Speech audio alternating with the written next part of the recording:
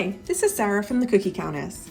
Today I'm going to walk you through how to use the textured parchment sheets we sell at thecookieCountess.com. First, start by flooding a cookie with royal icing. Medium to thick, 15 to 20 second, or even thicker consistency royal icing seems to work the best. This also shortens the dry time since there's less liquid to begin with. Use a scribe or other tool to smooth out any air bubbles. Start at one edge of the texture sheet and slowly work toward the opposite side, pushing out any trapped air as you go. This is the same method as when you're applying adhesive shelf liner or contact paper to a surface. Allow the royal icing to dry completely, usually overnight. Dry time depends on the conditions where you live. A dehydrator or fan can help speed up the process.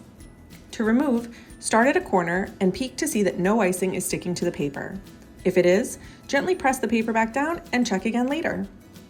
There are many ways you can go about decorating from this point, but today I'm going to use water-activated paint palettes from Sweet Sticks, also available at thecookieCountess.com.